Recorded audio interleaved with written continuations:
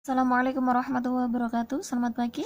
Alhamdulillah kita melanjutkan materi kita pada pagi hari ini ya, tentang peristiwa hijrahnya Nabi Muhammad ke Madinah atau yang dulunya bernama Yasrib. Sebelumnya mari berdoa terlebih dahulu.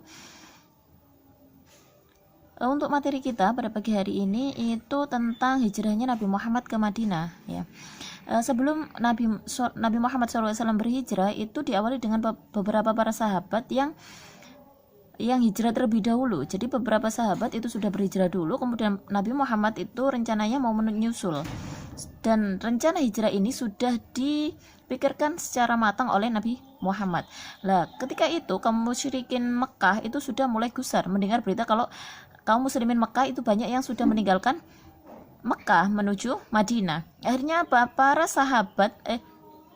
Para pemuka Quraisy itu berkumpul untuk membunuh Nabi Muhammad. Tapi pada waktu itu Sayyidina Ali itu diperintahkan oleh Nabi Muhammad untuk tidur pada tempat tidur beliau, dan akhirnya apa?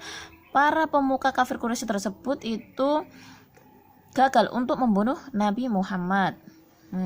Pada pagi hari ketika kaum kafir Quraisy itu terlelap tidur, mereka itu merasa kecewa. Akhirnya apa? Sayyidina Ali dibawa ke muka umum. Nah, pada waktu itu ya, setelah dibawa ke muka umum, Sayyidina Ali itu sempat disiksa oleh kaum kafir Quraisy. Nah, Nabi Muhammad kemudian hijrah pada hari Senin, meninggalkan kota Mekah. Langkah beliau yang pertama adalah ke rumah Abu Bakar bin Siddiq. Ya, sesampainya di sana, Abu Bakar itu sudah menyiapkan 2 ekor unta untuk menuju ke Yasrib. Jarak Mekah dan Yasrib atau Madinah itu sekitar 480 kilo. Atau biasanya kalau dilakukan dengan kendaraan unta itu selama 10 hari ya. Jadi jauh ya. Selama 10 hari jarak antara Mekah dan Madinah. Di rumah Abu Bakar itu Nabi Muhammad itu sudah menyusun strategi bersama Abu Bakar. Sudah menyiapkan nanti Abu Bakar beserta Nabi Muhammad itu akan hijrah tidak melewati jalur yang biasanya dilewati, tapi lewat jalur yang menuju arah Yaman. Supaya apa? Untuk mengelabui kaum kafir Quraisy gitu. Lah, sesampainya di tempat yang ditentukan, kemudian Abu Bakar dan Nabi Muhammad SAW itu menginap di Gua Sur. Nah, di sana ada Amir bin Fahro ya, pembantu Nabi yang diperintahkan untuk menggembalakan kambing di sekitar Gua Sur untuk menutup bekas jejak unta milik Abu Bakar. Nah, ada juga yang putri Abu Bakar yang disuruh untuk mengirimkan susu ya dan makanan perbekalan untuk Nabi Muhammad dan Abu Bakar. Ya, berkat kekuasaan Allah, kemudian ada sepasang burung merpati yang ada di mulut gua serta laba-laba itu yang melindungi gua ketika terjadi pengejaran pada hari ketiga. Jadi setelah hari ketiga, kaum kafir Quraisy itu semakin gencar untuk mencari Nabi Muhammad serta mau membunuhnya. Jangan sampai Nabi Muhammad itu sampai di Madinah itu. Padahal orang Madinah itu sudah sangat menanti kedatangan Nabi Muhammad SAW.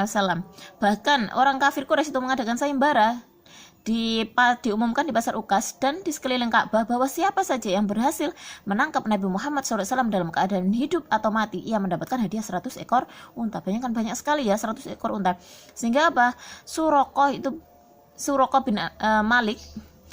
bin Malik itu merasa ingin mendapatkan hadiah tersebut, sehingga dia itu dengan pedang terhunus mencari jejak Nabi Muhammad. Dan akhirnya apa? Nabi Muhammad itu ditemukan ada 3 bayangan laki-laki yang berada di padang pasir, dan itulah Nabi Muhammad, Abu Bakar dan penunjuk jalan. Akhirnya apa? Suraqah itu terjerembab ya, dengan izin Allah Suraqah itu terjerembab jatuh di padang pasir beserta untanya. Dan apa? Tidak bisa menangkap Nabi Muhammad. Dan akhirnya apa? Ketika jatuh lagi, kemudian mengejar lagi, jatuh lagi, kemudian mengejar lagi, jatuh lagi, akhirnya Suraqah itu tersadar kalau ternyata Nabi Muhammad itu bukan orang sembarangan gitu ya. Itulah bisa dilihat ya betapa mulianya dan agungnya Nabi Muhammad, sehingga Nabi Muhammad tidak bisa terbunuh. Kemudian akhirnya apa? Suraqah itu langsung menyatakan diri masuk Islam, gitu nggih. Nah, bertepatan pada hari Senin ya, 16 Rabiul Awal atau bertepatan 20 September 632 Masehi, Nabi Muhammad sampai di Yasrib atau Madinah, sehingga orang penduduk Madinah itu menyanyikan sebuah syair ya, Tola'al Badru Alaina, yang sampai sekarang masih kita itu ya baca ya, Tola'al Badru Alaina, nah gitu ya.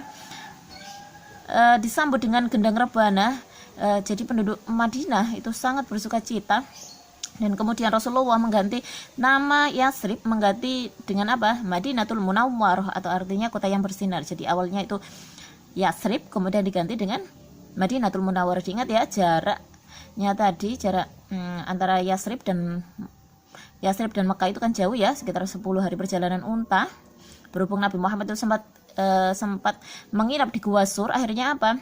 Akhirnya perjalanannya itu menjadi 14 hari. Jadi perjalanan 14 hari dengan unta ya, dengan 1 ekor unta. Jadi beliau berjalan bersama 2 orang ya, Abu Bakar dan penunjuk jalan, di padang pasir yang luasnya segitu ya. Kemudian jaraknya juga luar biasa ya, jaraknya juga sangat jauh gitu ya. Alhamdulillah akhirnya Rasulullah bisa sampai di Madinah. Nah, gitu ya anak-anak ya. Jangan sampai dilupakan ya. Perlu diketahui ya, peristiwa hijrah pada tahun 622 Hijriah atau bertepatan 20 September 622 Masehi itu dijadikan sebagai momentum awal tahun baru Islam 1 Hijriah. Jadi penanggalan Hijriah, kalender Hijrah itu dimulai dari tanggal 20 September atau 622. Lah, itu merupakan awal dari penanggalan tahun Hijriah. Karena ada penanggalan Masehi, ada penanggalan Hijriah, gitu ya anak-anak ya. Perlu diingat ya. Sudah ya. Untuk materi kita Ibu cukupkan sampai sini ya. Tetap jaga kesehatan dan patuhi protokol kesehatan. Assalamualaikum warahmatullahi wabarakatuh.